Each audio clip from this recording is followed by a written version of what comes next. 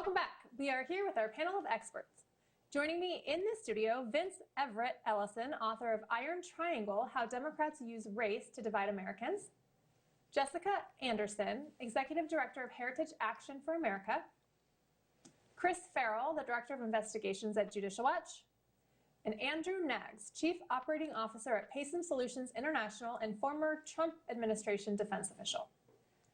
President Trump and former Vice President Joe Biden faced off earlier this week at the first 2020 presidential debate in Cleveland, Ohio, moderated by Fox News anchor Chris Wallace. The candidates were asked about their differences in campaigning practices, with Wallace pointing out that Trump still holds rallies drawing large crowds amid the coronavirus pandemic and Biden holding smaller campaign events. And here were their responses. Vice President Biden, you are holding much smaller events with... Because nobody will show up. People with... Well, it's true. Nobody shows up to his rallies. All right. In any case, why you holding the big rallies? Why you not? He's been totally irresponsible the way in which he has handled the social distancing and people wearing masks, basically encouraged them not to. All right. He's a fool on this. If you could get the crowds, you would have done the same thing. But you can't. Nobody cares. Gentlemen, can we move on Nobody to the... cares. Gentlemen? So is Joe Biden just being responsible by having small, intimate gatherings? Well, the first problem is Chris Wallace. That is a preposterous, talk about a throwaway question. Right. Nonetheless, the president accurately portrayed what the circumstances are, and that is that no one's going to show up to a Biden event. First, you have to get Biden out of his basement. That's problem number one. Yeah. Secondly, once you decide to have an event, somebody has to show up, and you can only have so many campaign staffers come in the room and pretend to be adoring fans. Sure. That's the other problem. It's just, look, there's a huge disparity in the level of support and energy and excitement behind the two candidates. Biden, Sleepy Joe is Sleepy Joe, and that's just a fact. Andrew, what are your thoughts? Well, I think the key point here is what Chris touched on, getting him out of the basement. And the reason why he doesn't want to leave the basement is because he is deathly afraid, and really not him. He's not in control of his campaign.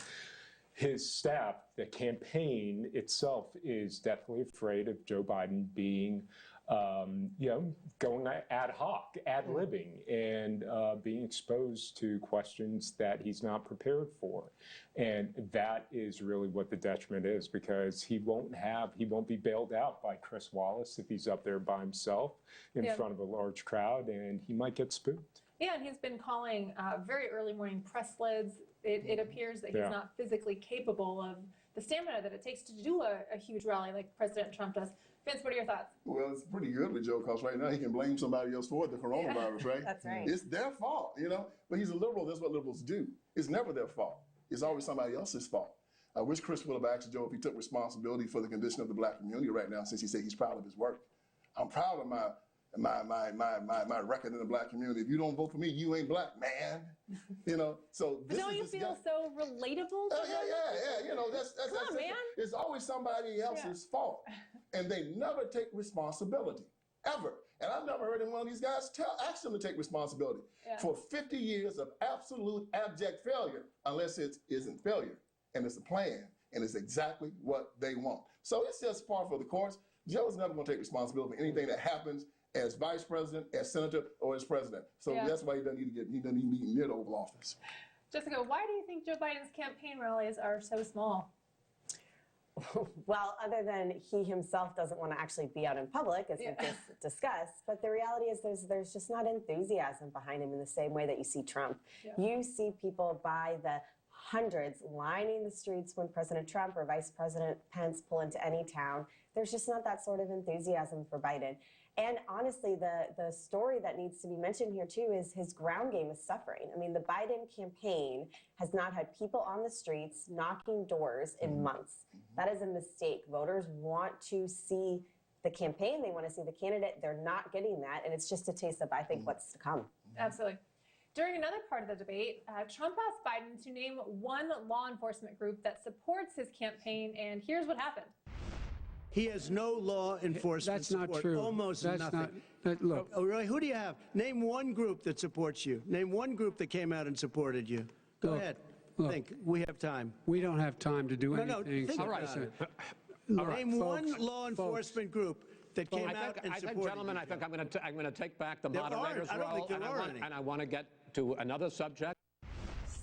Biden stepped in that one. Jessica, I'll throw this one to you. I mean, that was probably the most clear part of the entire debate because it was crystal clear that not only does he not have support of law enforcement, but he can't actually come out and condemn the violence. I mean, you saw him all summer been very slow to the table to support law enforcement, to back the blue. And then here he has an opportunity to correct the record. He doesn't because he realizes that if he shouts down the violence or he condemns what's going on in our neighborhoods and in our streets, he will lose his far left extreme liberal base. Yeah. He can't afford to lose them, so he can't toe that line, and he just stumbled all over his place. I loved it because it was crystal clear. We know exactly where he stands on law and order, and he eschews from it. Yeah, he absolutely refused to acknowledge it. And we also know that Biden's press secretary, Chris Wallace, came running in once again to protect him from any sort of confrontation. This is a basic interrogative. What law enforcement organization supports you? Answer the question. And Wallace rushes in to save Biden because Biden is floundering. He can't answer the question factually, and he looked befuddled. I think he actually was befuddled. I think Trump's question of name one that supports you caused him to think, like all of us would. And I think he got stuck. And there's no answer, so that makes it hard to find one. But I actually do think he got befuddled. Vince, your thoughts? Well, if you'd asked Joe to name the law-breaking organizations that supported him, he'd have been talking all night long. Does Antifa count? BLM, or rioters. No. Antifa's just an idea. Yeah, it's just an That's idea. an organization. They don't do anything. People just think about it. Yeah. It's just a thought cloud. But if they had asked him that question, we'd still be listening to him talk. So Right. Andrew, your thoughts? Well, I think that there's a couple of things that this highlights. First of all, it shows that the president was in control throughout this debate. And I've heard since the debate concluded that the president should have allowed him to speak more, or that it may have turned off some voters. I will tell you, in my opinion, what this debate was about was not convincing people in the suburbs to vote for him, but rather to show folks who are inclined to support the president that he's willing and able to fight for us. And he demonstrated that.